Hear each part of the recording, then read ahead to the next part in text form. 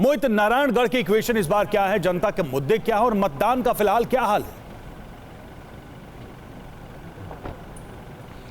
देखिए, नारायणगढ़ सीएम नायब सिंह सैनी का घर है। इस वक्त उनका काफिला यहाँ से निकला है। सुबह से यहाँ पर वो मौजूद थे, रिलैक्स मूड में नज़र आ रहे थे, वोट डाला अपने परिवार के साथ। हालांकि नारायणगढ़ सीट पर अगर हम कहें तो कुछ साल पहले तक यहाँ से विधायक हुआ करते थे नायब सैनी, लेकिन इस बार वो नारायणगढ़ नहीं बल्कि जाकर चुनाव लड़ रहे हैं लाडवा विधानसभा सीट से। हालांकि वोट डालने यहाँ पर आए थे, वोट डालकर उनका काफिला निकला है। ये नायब सैनी का घर है। अभी थोड़ी देर पहले हमने जब बात की तो बड़े कॉन्फिडेंट नज़र आ रहे थे और उन्होंने कहा कि तीसरी बार फिर से बीजेपी की सरकार बनने जा रही है, दावा उन्होंने किया।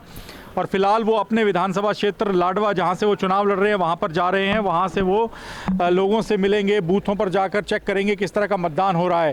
तो काफ़ी रोचक मुकाबला है। कांग्रेस और बीजेपी के बीच सीधी टक्कर मानी जा रही है और सीएम नायब सिंह सैनी काफ़ी कॉन्फिडेंट नज़र आ रहे हैं। उनका सीधे तौर पर कहना था कि कांग्रेस भले ही लाख दावे कर ले, लेकिन तीसरी बार सरकार बनने जा रही है और 8 अक्टूबर को जब नतीजे घोषित होंगे तब ये बात साफ हो जाएगी कि बीजेपी ही सरकार बनाने जा रही है। ठीक, हमारे साथ मोहित बने रहिए। हमारे साथ सुमन भी मौजूद हैं सिरसा से, जल्दी से उनसे भी अपडेट ले लेते हैं।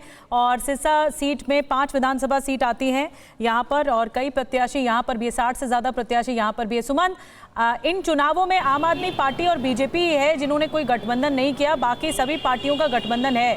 सिरसा में अभी कुछ देर पहले दुष्यंत चौटाला ने वोट डाला है, वहाँ पर इस वक्त तस्वीरें क्या हैं?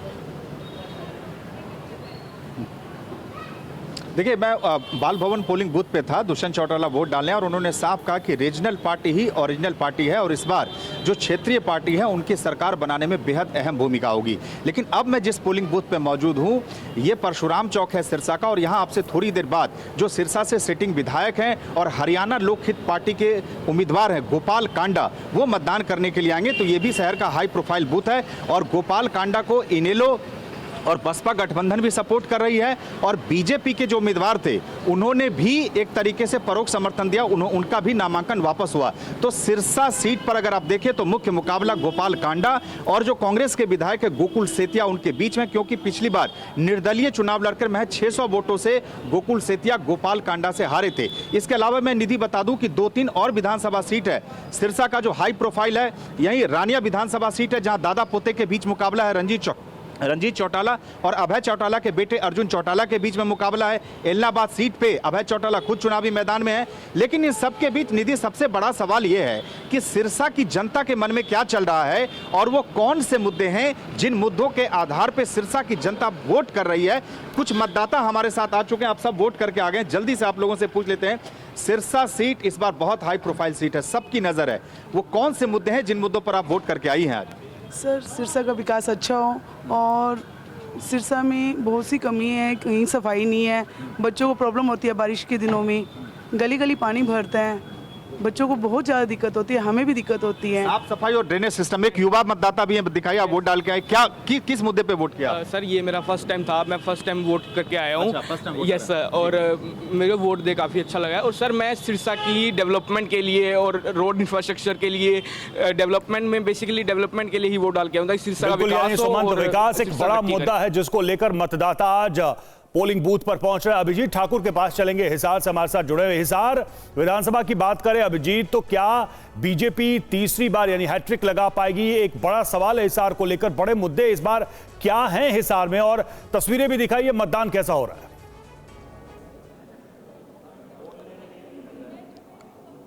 बिल्कुल, सुबह से ही यहाँ पर मतदान में लोगों में उत्साह जरूर देखा जा रहा है। आप देख सकते हैं कि हमारे पीछे भी कुछ लोग यहाँ पर मौजूद हैं जो कि मतदान करने के लिए पहुँचे हैं। उसके अलावा अगर हम बताएं तो ये एक स्कूल प्रेमाइसेज है, यहाँ पर अलग अलग हॉल बनाए गए हैं जिसकी वजह से अलग अलग जगहों पर लोग डिस्ट्रीब्यूट हो जाते हैं, ज़्यादा लोगों को परेशानी नहीं हो रही है यहाँ पर मतदान करने में। तो इस बात की व्यवस्था भी यहाँ पर रखी गई है कि लोग बहुत आराम से यहाँ पर आएँ और शांतिपूर्ण तरीके से मतदान करके जाएँ। अगर बात करें मतदाताओं के उनके मुद्दे की, तो सब प्रमुख रूप से सिरसा में 2 हॉट सीट मानी जा रही है, जो कि सिरसा एक शहर है प्रमुख रूप से, उसके अलावा आदमपुर है। आदमपुर में चूंकि बिश्नोई परिवार की जो साख है 16 बार से लगातार चुनाव जीतने की, वो दांव पर है। 17वीं बार वो जीत दर्ज करेंगे कि नहीं, ये एक बड़ा सवाल है। हिसार में मुकाबला त्रिकोणीय हो गया है क्योंकि सावित्री जिंदल जो है वो निर्दलीय चुनाव लड़ रही है, उनके सामने कमल गुप्ता बीजेपी के हैं जो कि कैबिनेट मंत्री भी रहे हैं हरियाणा सरकार में। उसके अलावा कांग्रेस के जो रामनिवास है उनका भी दावा यहाँ पर मजबूत माना जा रहा है। निर्दलीय उम्मीदवारों की वजह से यहाँ पर मुकाबला दिलचस्प होता हुआ दिखाई दे रहा है। अगर बात करें मतदाताओं से, तो हमारे साथ कुछ मतदाता भी हैं जो कि मतदान करके अभी बूथ के बाहर यहाँ पर मौजूद हैं, उनसे बातचीत करेंगे। और आधी आबादी की बात करते हैं तो महिला वोटरों की भी आवाज़ जो है वो बहुत महत्वपूर्ण हो जाती है। तो आप लोग जब वोट करने गए तो क्या मुद्दे आप लोगों के दिमाग में थे? जो हिसार की जनता है उनके दिमाग में क्या मुद्दे? सर, हिसार की जनता में सबसे पहला मुद्दा जो है, जो हमारी सड़कें खराब हो रखी हैं, हल्की सी बारिश होती है सारा पानी भर जाता है। दूसरा, महिलाओं की सुरक्षा की बात की जाए, अच्छी शिक्षा की बात की जाए, तो ये सारे मुद्दे हैं जिसको देख के हमने वोट किया है। और आगे क्या एक्सपेक्ट करते हैं? क्या आप ये भी सोच रहे हैं कि इस बार परिवर्तन होगा या फिर बिल्कुल परिवर्तन होगा सर। इस बार टॉर्च की रोशनी आएगी हिसार में। जो रैली हुई थी उसमें भी सब बिल्कुल साफ दिखा दिया था हिसार की जनता ने कि वो किसको लाना। अपना विचार बता दिया। आप लोग जब मतदान करने जा रहे थे तो क्या मुद्दे दिमाग में रखे थे? क्या घरेलू मुद्दे भी थे इसमें कि महंगाई या फिर और भी चीजें मुद्दे होते? हाँ जी, वो हमारी माता ही जीतेंगी, मेरी माता जी का ही जीत है। अच्छा, और भी मतदाता हमारे साथ हैं। आप लोग जब मतदान करने जाते हैं तो क्या मुद्दे ध्यान में रखते हैं, ये बताइए। ये बोल रहे अच्छा, बिल्कुल। तो आप देख सकते हैं कि यहाँ के लोगों का एक तो विकास इनका मुद्दा है, दूसरा जो एक लॉयल्टी है वो भी कहीं ना कहीं बातचीत में दिखाई देती है कि वो जो वोटर हैं वो किनको मतदान करना चाहेंगे। तमाम मतदाता यहाँ पर लगातार जो है वो वोट करके बूथ से बाहर आ रहे हैं और भी लोगों से बातचीत करने की कोशिश करेंगे। युवा भी हैं और सभी उम्र वर्ग के जो मतदाता हैं लगातार वोट कर रहे हैं। सर, सबसे पहला सवाल तो यही होता है कि जब बटन दबाते हैं आखिर में तो फिर क्या मुद्दे दिमाग में रहते हैं? मुद्दे सबसे पहले तो हैं जो भी प्रत्याशी है हमारे बीच में रहने वाला हो, और जो मेन मुद्दे हैं एक तो है पानी की समस्या, एक जल भराव की समस्या, एक जो सुरक्षित समाज, ये 3 मुद्दों को हम लेके चलते हैं। आपने भी वोट डाला है? फर्स्ट टाइम वोटर हैं आप? Second time vote. तो आप यूथ हैं, आपने वोट डाला तो क्या पेरेंट्स का इन्फ्लुएंस था या फिर आपने खुद विचार किया? नहीं, खुद विचार किया। क्या विचार किया ये बताइए। कि जैसे हम देख रहे हैं कि हमारे हिसार में जैसे सड़कों की समस्या है, सीवरेज की समस्या है, महिलाओं की सुरक्षा की है, तो और प्रत्याशी जो भी हो वो हमारे बीच में रहे, इस चीज़ को मद्देनजर रख के हमने वोट डाला है। बिल्कुल, बहुत अच्छी बात आपने कही। लेकिन महिलाओं की सुरक्षा की अगर बात करें तो क्या वाकई हिसार में महिला सुरक्षा एक मुद्दा है? इस मौजूदा सरकार में ये मुद्दा रहा है और आप लोग ने जब वोट किया तो क्या सोचा? नहीं, बाकी ये सिर्फ हिसार की बात नहीं, ये तो पूरे भारतवर्ष की बात है, मतलब पूरे इंडिया में ही है।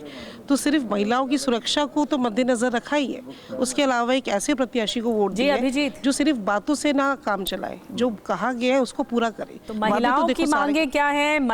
महिलाएं क्या सोचकर वोट डालने आई हैं? बुजुर्ग क्या सोचकर वोट डालने आए हैं?